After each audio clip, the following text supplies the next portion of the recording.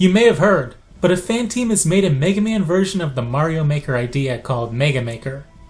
It's a pretty good little thing, and I've made a level, so I thought I'd show it off.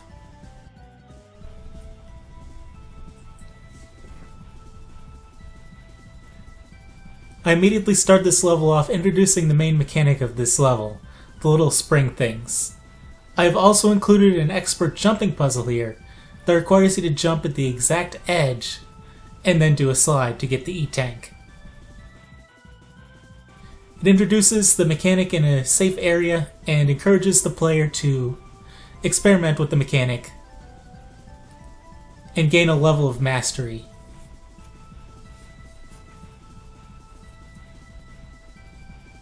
Maybe a little bit too much mastery because you have to use the keyboard. Well, I guess you can set up a controller, but I didn't do that. So I have trouble sliding. And here I have a little secret area. At the bottom you can see that it's telling you that there's goodies at the end of this, but it's kind of an expert Kaizo trap. I feel comfortable doing this because it's a secret area that most players aren't going to find on their first try, and I've also included the little health pickups, so you can brute force it. The important thing is you want to get up as quickly as possible because the Benkei and the Sniper Joe will destroy you, and you can really make it a lot more manageable just by getting up, killing the shield wall guy and the caterpillar, and then taking out these guys that I'm taking out here.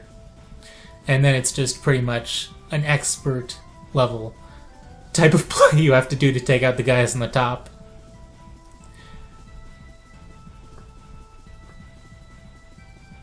You just gotta play really smart and defensively like a normal Mega Man game. If you're good at Mega Man, this won't be a big challenge after this point.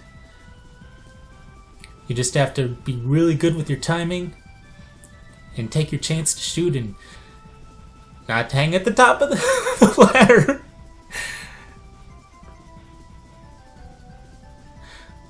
The little Flashman shooting guy is kind of the hard part here, because he's positioned perfectly so that he's going to hit you if you're not careful. And the Colton really shouldn't be hard, but with the keyboard, I guess it is a little bit harder. I don't usually have trouble with him though.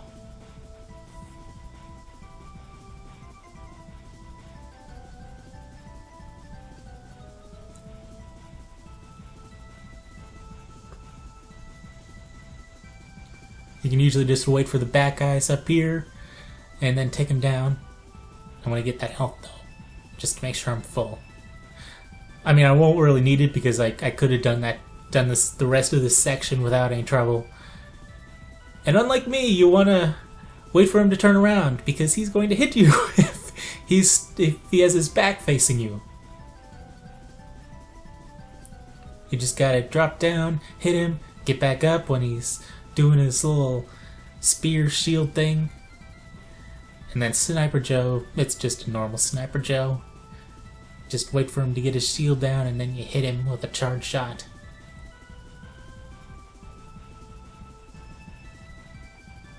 Not too big of a deal. At least not now after you got rid of Benkei and it's just him.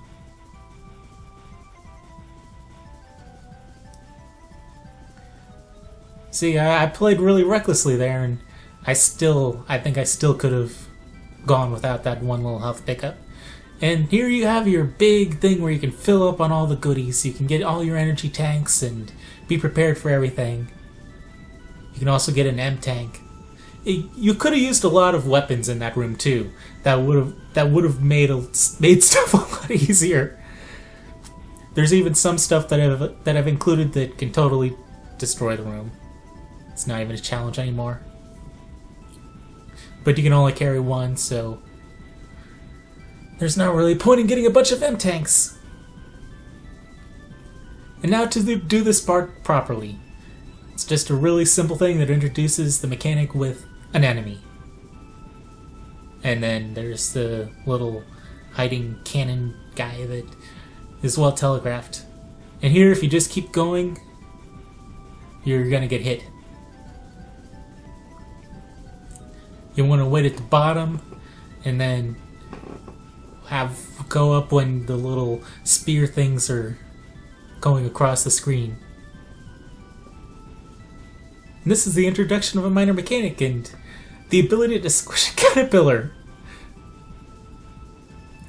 It also introduces this little enemy that you're going to be seeing later. You're not really going to be fighting it much, but it gives you a good idea of how to use those things. And it's going to be important a little bit later on. And just more platforming stuff here. Nothing too crazy, just pretty normal Mega Man stuff to break up the action a little. And then you want to take out a couple of these guys just because they're here so that if you don't take them out, you're going to have a little bit of trouble later on.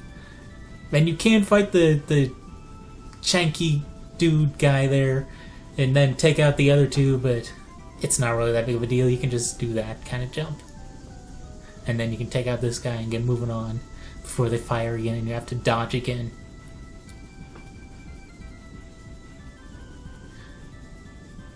And up here is a little area where you can get some good stuff, but you want to be careful because if you get up there and start doing stuff, you're going to have a bad time.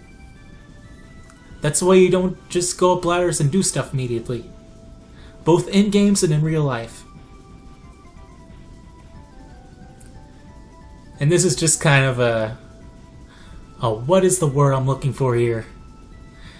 It's just kind of a cinematic kind of thing here. It's spectacle. That's what it is. It's spectacle. And here's a little area where you need to have learned about those little jumping and going up and down platform things. Because it's a little bit of a platform challenge. And you have to use a couple of those to get up to the next level. It's not too crazy. There's some safe spots that you can land on if you're not an idiot. I'm an idiot though. I'm bad at games. At least when I'm using a keyboard. Games are not meant to be played with a keyboard.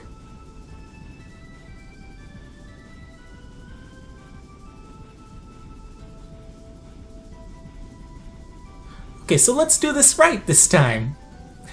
Let's not be idiots. This is a nice little safe area too that lets you learn about the little things if you didn't learn about them in the first room.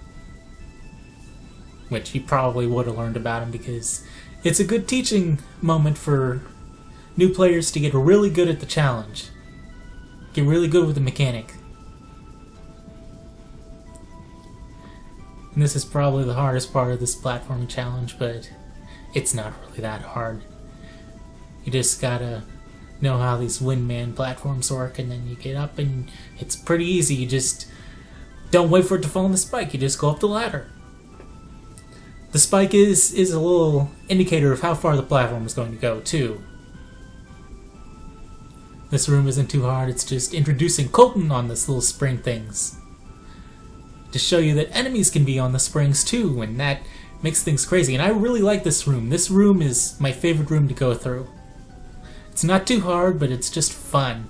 I kind of wish I had used more Coltons than Benkeis, but I used more Benkeis, and I don't think I really could have done anything more with the Coltons than what I did there, so it doesn't really matter.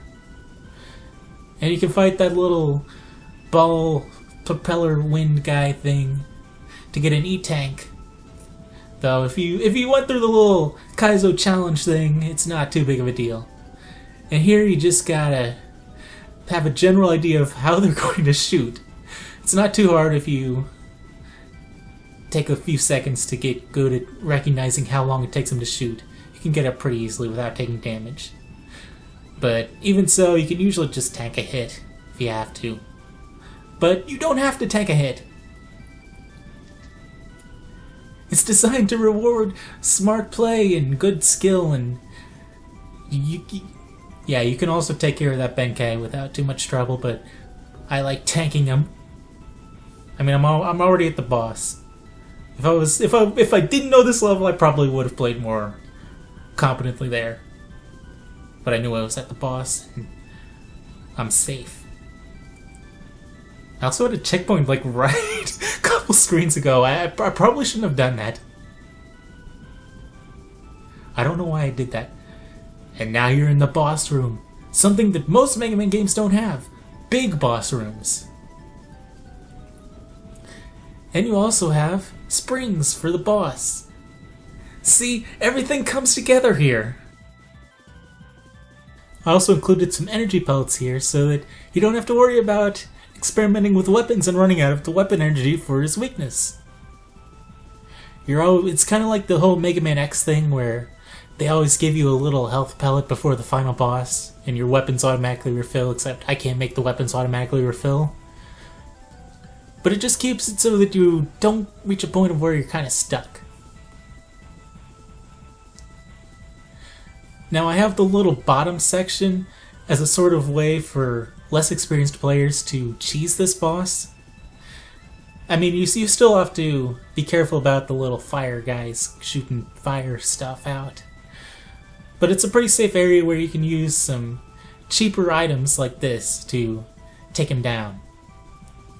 And this is a bigger boss room than most Mega Man games, at least most NES Mega Man games. It's a more Mega Man X type of boss room.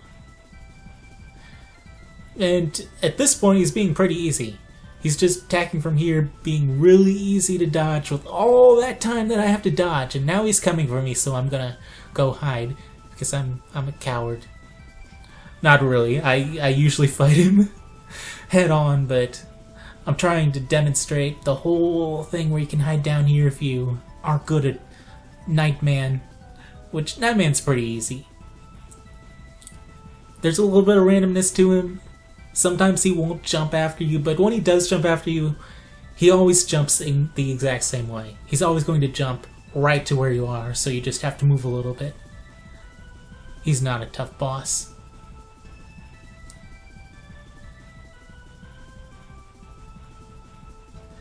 But if the magnets can hit, they're a pretty good way to take him out safely.